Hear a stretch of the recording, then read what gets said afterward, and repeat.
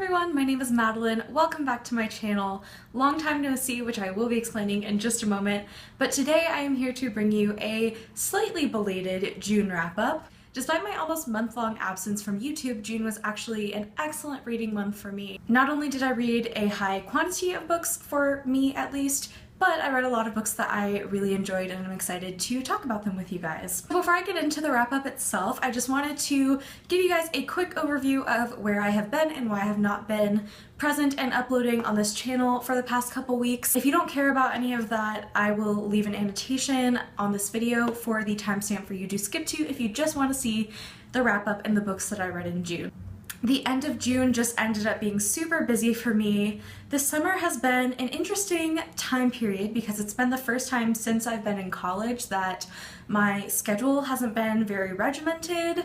I'm only taking one class and that class is online, so I have a lot of flexibility with when I do the work and how much work I do at one time. I also have a parent who works for a major airline here in the US, so I have the freedom to travel pretty much whenever I want, which is such a luxury, and I've been really trying to take advantage of that this summer. Just a quick rundown of what has happened since I've last uploaded on this channel. So one of my best friends, Devin, who also has an amazing YouTube channel that I will link below, she's a makeup artist and she makes incredible tutorials. She came and stayed with me at my apartment here in Atlanta for a weekend, and we actually went to a makeup artistry trade show. I have been a makeup enthusiast forever. I actually used to work in a cosmetic studio when I was in high school, and I still do freelance work occasionally, and this trade show was incredible. I got so many new products and that have not only been great additions to my own personal collection, but are also great products to have on hand for any freelancing jobs that I might get.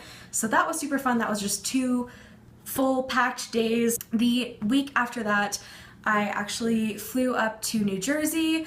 One of my other best friends is originally from New Jersey, so I met her up there and stayed with her family for a few days in Jersey. And that weekend, the two of us took the ferry over into New York City. It was seriously one of the best trips to New York that I've ever had. We just had such great timing and such great luck that day.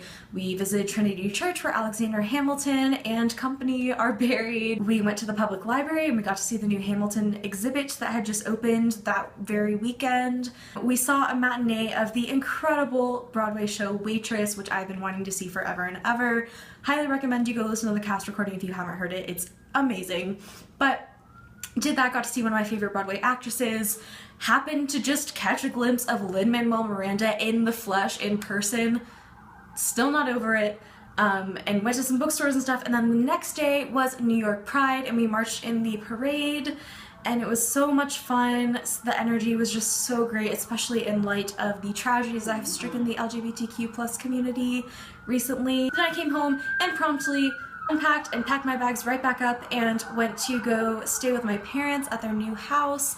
They just moved to the beach in Florida, so I stayed there all through the 4th of July weekend and we celebrated the holiday together. I got to see the new house, got to spend some good beach time, and it was just so much fun. And then this past week I've just been wrapping up my online class. It ends tomorrow. I'm being totally honest with you guys, I also have just not been feeling like filming in light of recent events here in the United States. It has just felt really trivial to me to go on the internet and talk about books when there are very real injustices happening in my country. So I just want to say before I get into this wrap up that Black Lives Matter. I will link some resources down below for you if you feel uninformed on issues of police brutality or issues of racial inequality here in the US. Silence is violence, quite honestly, and I'm really tired of seeing BookTube be silent about these sorts of things. There's a booktuber who made an incredible video about that, and I will link it down below because I think it's something that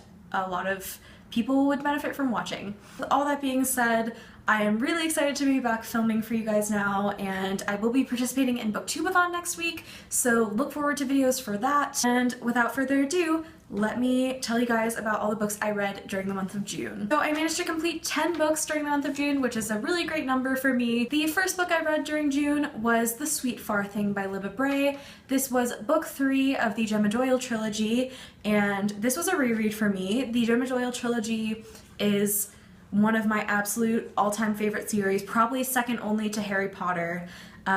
And I originally read it when I was in middle school on the recommendation of my amazing school librarian at the time, and just was so enchanted. It was a story that I think was really important for me to read at that point in my life. The young, budding feminist in me, I think, really benefited from reading that series at the time that I did. It's just a world and a series that has meant a lot to me over the years, and I am so happy that I decided to reread it this year because it totally held up to all of my expectations. It has feminist undercurrents and LGBT undercurrents, and just has a really cool, I guess it would be considered urban fantasy vibe, where there's like a world within the, like a fantastical world within the real world. I just highly recommend the series to everyone. It's just so special to me and I want more people to read it, and I gave The Sweet Far Thing, of course, a 5 out of 5 stars. After I finished The Sweet Far Thing, I was really in the mood for some more historical fiction, so I decided to pick up The Cure for Dreaming by Kat Winters. I enjoyed this book, but it didn't completely blow me away. I ended up giving it a 3.5 out of 5 stars. The thing that I most enjoyed about this book was it was set around the turn of the century in the western United States, in Oregon. And I haven't read any other historical fiction books set on the west coast of the US during that time period. I thought it was super interesting. It's all about a girl who's involved in the suffrage movement, and there's a cute hypnotist involved. I wish that the characters had been more fleshed out. I didn't really come away feeling super attached to any of the characters, but like I said before, I loved the setting and I thought it was witty, and it was a really fast, fun read.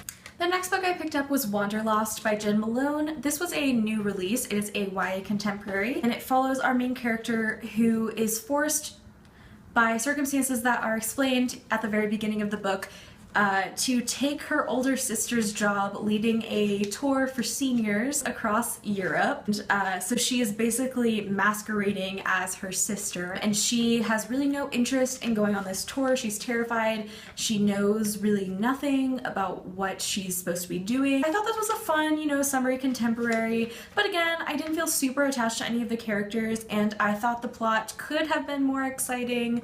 I ended up giving Wanderlost a 3 out of 5 stars. If you watch my June TBR, you would know that I plan to read mostly LGBTQIA PD plus fiction during June. I succeeded in doing that, and I ended up reading so many incredible books. So the first one that I picked up was Not Otherwise Specified by Hannah Moskowitz, and this book follows a main character, Etta, who is a woman of color. She is bisexual and she is recovering from an eating disorder. Etta's voice is just so strong. It's almost a stream of conscience narrative at times, where you just feel like you are inside her head hearing her every thought. I loved Etta as a narrator. The plot of this story was super fun for me because it was all about her and her friends auditioning to get into like a prestigious art school in New York to get a scholarship to go there.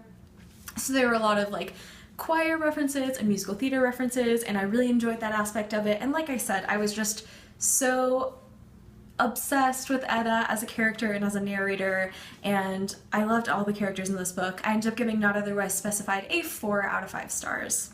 Next, I picked up If I Was Your Girl by Meredith Russo. This is a relatively new release, and it follows our main character, Amanda, who is a transgender woman. It follows her during her senior year of high school. She ends up transferring schools because of some bullying that she faced at her old school after she transitioned, and she was in an unsafe place there. So it's all about her kind of coming of age and her coming into her true self, I guess. I think this is the first book that I've read with a transgender protagonist, and that really needs to change. The author herself is also a transgender woman, which is great, and I just really enjoyed this book. This is definitely not plot driven, it's more character driven. Like I said, it's kind of a coming of age story for Amanda, and I ended up giving this book a 4 out of 5 stars. I think it's a very important book, and I think it's one that everyone should definitely pick up. The next book I read during the month of June was My Lady Jane by Cynthia Hand, Brodi, Ashton, and Jodi Meadows. This was one of my most anticipated book releases of 2016, especially of the summer. If you don't know, this is a very loose historical fiction novel about Lady Jane Grey, who was Queen of England for 9 days. It's kind of a historical fiction story, but in the style of like The Princess Bride, where it's like witty and funny, and it definitely takes a lot of liberties. It does not stick to the real story, which does not end well for Lady Jane and her companions. I enjoyed my Lady Jane, but I think I had hyped it up a little too much in my head, and it definitely kept me turning the pages, but it just wasn't as exciting as I had hoped that it would be. But I think it's a really fun read, and I would absolutely recommend it to fans of The Princess Bride and books in that style, but also I think historical fiction fans will enjoy it. I ended up giving my Lady Jane a 3.5 out of 5 stars. The next book I read, and one of my favorite books of the month, was Out on Good Behavior by Dahlia Adler. This is a new adult romance, and it centers around our main character Frankie, who is pansexual. And she begins falling for her best friend Caitlin's roommate, is a girl named Samantha, and Samantha is the daughter of a Republican mayor in a small southern town. So Frankie isn't really sure how to navigate that situation, and it just follows their relationship as it develops.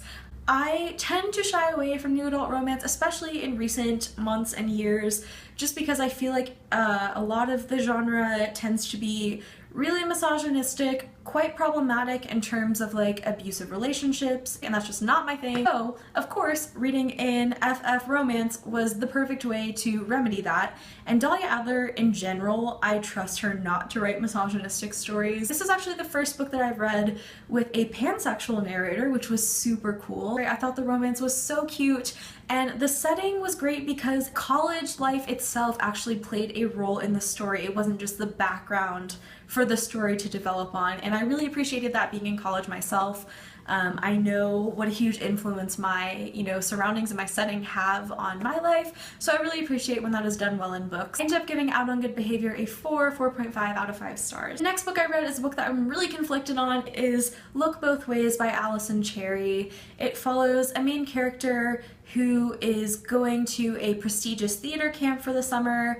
She's not super into the idea of being a performer. She much prefers writing music, but everyone in her family is a super famous musical theater performer, so she feels a lot of pressure from them to live up to their legacy. This book is touted as an LGBTQ plus book, but I thought that those characters were handled really negatively. This book just left such a bad taste in my mouth. I thought that it did the setting really well. I mean, I grew up being a musical theater kid and a choir kid, and I've been to camps like that before, and I thought that that was realistic. I don't want to get super into the elements that I found problematic just because it's quite spoilery, but I'll just say that as a bisexual woman, I really didn't appreciate their portrayal of bisexual characters. I think I finally ended up settling on 2 out of 5 stars for Look Both Ways. I was quite disappointed by it. The next book I completed in June was Aristotle and Dante Discover the Secrets of the Universe by Benjamin Alire Saenz.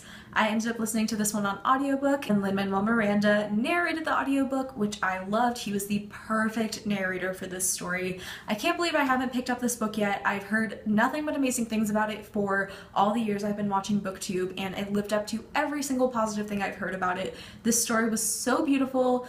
It is about 2 boys who fall in love, quite simply, and it's set in Texas in the 1980s. The relationship between Ari and Dante was played out really well, and the familial relationships were played out really well, and I just loved everything about this book. And if you haven't read it yet, what are you doing? Ended up giving Aristotle and Dante Discover the Secrets of the Universe a 5 out of 5 stars. The last book I completed during the month of June was Milk and Honey by Rupi Kaur. This is a book of poetry. It's been quite popular on the internet recently, especially on like Instagram and Tumblr. I've seen lots of photos and posts about it. I enjoyed it. It isn't the best book of poetry that I've ever read, but as you can see, I dog-eared, yes, dog-eared, fight me. I dog-eared a bunch of my favorite poems from this collection, and one thing that I really loved about this collection are the little illustrations that she has alongside the poem. Yeah, I think if you're looking to read some poetry this summer, this is a good one to pick up. It was super quick read. I ended up giving Milk and Honey a 3 out of 5 stars. And that is it. That is my wrap up for the month of June 2016. I hope you guys enjoyed this video. Let me know in the comments your favorite book or books that you completed during June and what you've been reading so far this month. Look forward to a lot of booktubeathon videos coming up in the next week or so. And I look forward to seeing you guys again soon. Bye-bye.